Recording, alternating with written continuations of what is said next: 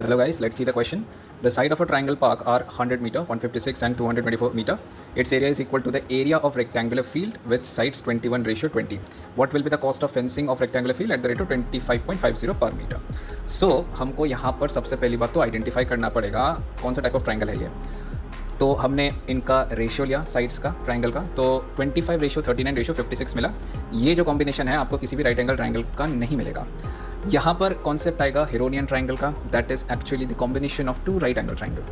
तो वो जो ट्राइंगल बनेगा वो दो टाइप के हो सकते हैं, एक्यूट हो सकते हैं, ऑब्ट्यूज हो सकते हैं। अभी जो सम और डिफरेंस मैंने लिखा है ये किसके रिस्पेक्ट में है वो अभी मैं बताता हूँ। सो यहाँ पर आपको ट्रिपलेट को गेस करना पड़ेगा।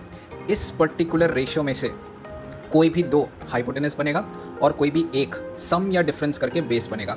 जो ऑल्टीट्यूड होगा, जो दो ट्रिपलेट हम अभी गेस करने वाले हैं, वो उन दोनों में कॉमन होना चाहिए। ठीक, तो यहाँ पर हमने ट्रिपलेट गेस किया। हम गेस करेंगे कि 25 कहाँ पर आता है।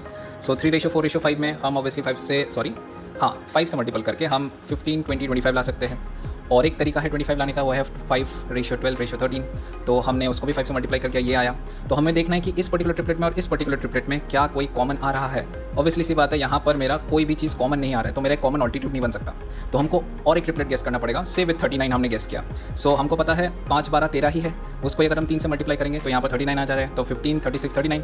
तो अब यहाँ पर हम देखेंगे इस पर्टिकुलर ट्रिपलेट में और इस पर्टिकुलर ट्रिपलेट में 15 कॉमन है, मीन्स ये ऑल्टीट्यूड बन जाएगा। और जो हमारा 25 और जो 39 है वो हाइपोटेनस बन जाएगा। तो अब जो मेरा 56 बनना है वो या तो जो मेरा रिमेनिंग बाकी है दोनों ट्रिपलेट में से इनके सम से आएगा या फिर इनके डिफरेंस आएगा। अगर मेरे सम से आ रहा है तो ये क्या हो जाएगा, तो ये एक एक्यूट एंगल ट्राइंगल हो जाएगा। यहाँ पर देख पाएंगे 36 + 25 gives you an acute angle triangle.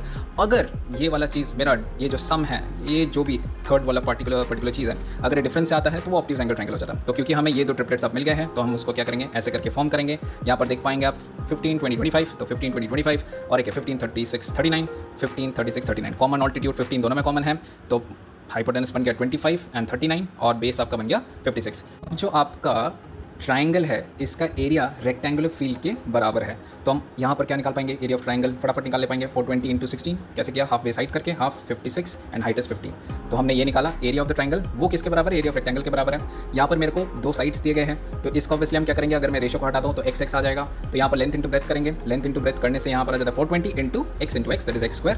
अगर हमने इन दोनों को इक्वेट किया तो x मेरे को यहाँ पर मिला इक्वल टू 4। तो जो पेरीमीटर है वो क्या होगा, twice of length plus breadth. और ऑब्वियसली सी बात है एक मल्टीपल है क्योंकि ये रेशियो में था 21 और 20, तो ऑब्वियसली सी बात है उससे एक मल्टीप्लाइंग फैक्टर आएगा, तो मल्टीप्लाई बाय 4। तो 22 × 21 + 20 और उसके बाद के मल्टीप्लाइंग फैक्टर आपका क्या आ जाएगा 4। सो 82 × 4 328 मीटर। अब कॉस्ट ऑफ फेंसिंग कैसे निकलेगा, तो इस 328 से मैं मल्टीप्लाई कर दूंगा 25.50 जो कि क्वेश्चन में मेंशन्ड है, पर मीटर कितना करके खर्चा हो रहा है। तो उनको हम मल्टीप्लाई कर देंगे, हमको कितना खर्चा हुआ है मिल जाएगा। Thank you.